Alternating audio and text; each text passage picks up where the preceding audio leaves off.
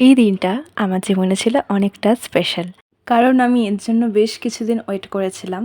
আমার জন্মদিন গিয়েছে মে মাসে, আর আমি সেই সময় আমার হাসব্যান্ডকে জাস্ট পাগল করে দিচ্ছিলাম যে আমাকে একটা আইফোন কিনে দাও, সেটা 14 হোক বা 15 বা যে কোনো একটা ভালো ফোন কিনে দাও যেটাতে আমি ভালোভাবে ভিডিও করতে পারবো। আমার এখন যে ফোনটা আছে সেটা ওপোর, ভীষণই বাজে ক্যামেরা, আর আমি সেটাতে কখনো ভিডিও বানাতেও পারি না।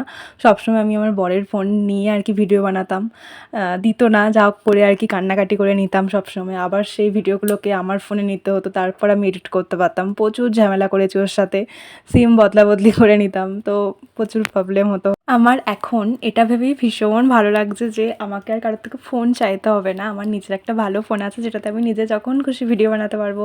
আমরা চলে গিয়েছিলাম 3 জনে 15ই আগস্ট ওরিয়েন্ট মল, ব্যাঙ্গালোর। তো সেখানে গিয়ে আমি ফোনটা কিনি, আর আমি ভীষণভাবে নার্ভাস হয়ে গিয়েছিলাম। তোমরা দেখতেই পাচ্ছ, হাত একদম থরথর করে কাঁপছে। কাঁপা হাতেই ফোন ওপেনিং করে ফেললাম। ভীষণ আনন্দ হচ্ছিল, যেটা আমি বলে বোঝাতে পারবো না। যাই হোক, আমরা অনেকটা লেটে গেছিলাম, কেউ ছিল না স্টোরে আর। আমরাই লাস্ট, সব কিছু প্রায় বন্ধ হওয়ার মুখে।